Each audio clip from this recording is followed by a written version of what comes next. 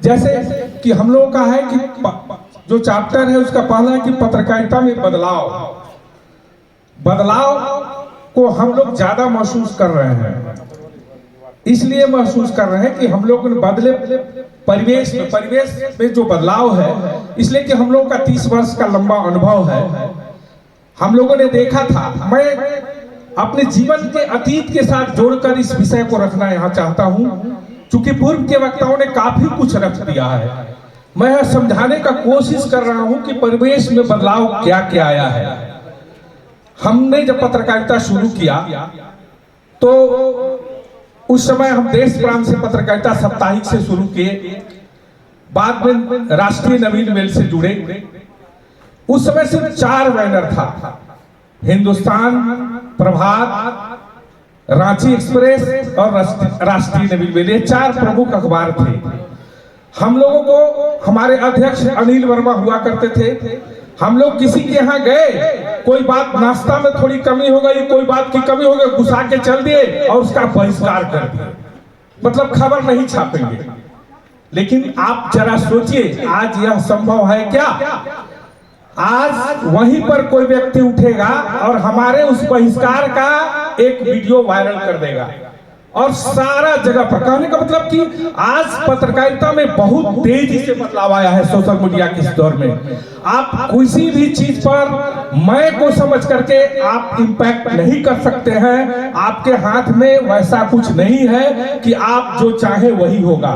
आज social media के दौर में आप जो परिवेश में बदलाव आया है, अखबार था, अखबार के बाद टेलीविजन आया, टेलीविजन के बाद सोशल मीडिया का इस प्लेटफॉर्म डिजिटल मीडिया वगैरह आया है। आप देखिए कि काफी बदलाव आया है। तो ऐसे बदलाव में इसीलिए हम लोगों ने जो टॉपिक रखा है, तो यह इसी संदर्भ में रखा है कि अब काफी कुछ परिवेश में बदलाव आ गया है पत्रकारिता में। सबको इंप्रेशन की स्वतंत्रता है, हम किसी को नहीं रोक सकते हैं, हम किसी का बहिष्कार नहीं कर सकते हैं, हम किसी के खबर को उसके खबर को दबाने का प्रयास करके भी सफल नहीं हो सकते हैं। तो निश्चित रूप से हमको भी अपने आप को पत्रकारिता में एक पत्रकार के रूप में बदलाव लाने की जरूरत है। बदलाव क्या होगा? आज के इस सोशल मीडिया के दौर में तकनीकी क्रांति आ गया है, टेक्निकल क्रांति आ गया है। देखिएगा कि इंटरनेट का प्रयोग हम अच्छा से अच्छा, बेहतर से बेहतर नहीं जानेंगे तो हम आज के पत्रकारिता में नहीं टिक सकते हैं। इस सच्चाई से कोई इनकार नहीं कर सकता है। कोई ऐसा अखबार नहीं है जिसका डिजिटल बैनर, उसका डिजिटल ये भी चल रहा है।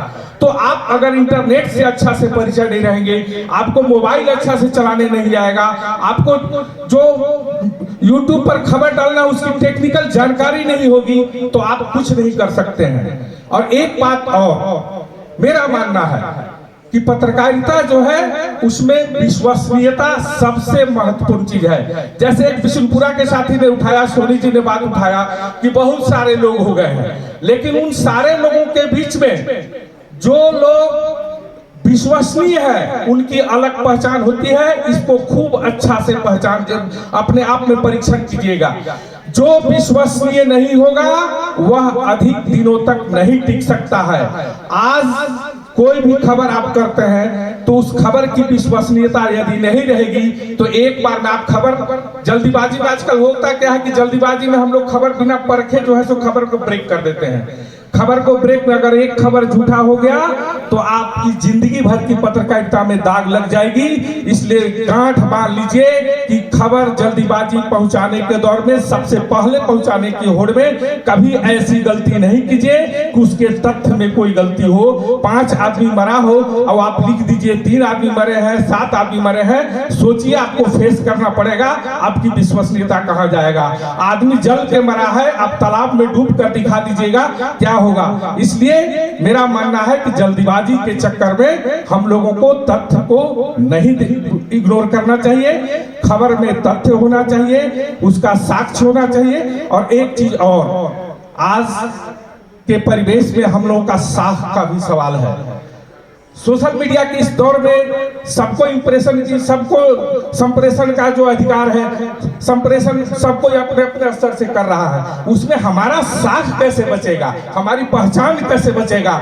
हमको तभी बचेगा जब हम में परखने की क्षमता होगी। पाठक जी ने बहुत अच्छी बात कही कि आप किसी का साक्षात्कार करने जा रहे हैं, कोई खबर आप ब्रेक करने जा रहे हैं, कोई खबर आप लेने जा रहे हैं, कोई खबर संकलन करने जा रहे हैं, तो आपको उसके बारे में जानकारी होनी चाहिए। जानकारी से संबंध परखने से है कि आप उस खबर को कितना बारीकी से परख सकते हैं।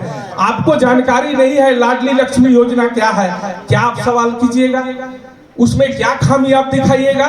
इसलिए खबर को परखने की क्षमता हम पत्रकारों में होनी चाहिए। हम पत्रकार जितना अच्छे तरीका से खबर को सटीक लिखेंगे, सटीक दिखलाएंगे, उसमें साक्ष्य होगा, उसको परखने की क्षमता होगी, तब हम अपना न्यूज के साथ हम लोग जो निष्कर्ष निकालते हैं, खासकर निष्कर्ष निकालने के लिए आपको खबरों को परखने की आपने जितनी अच्छी क्षमता होगी उतना ही अच्छा आप निष्कर्ष निकाल सकते हैं।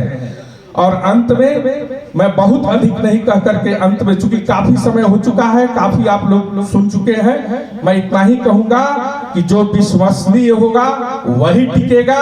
इस गांठ को बांध लीजिए और खबरों के मामले में विश्वसनीयता को बरकरार रखिए। एक बात और मैं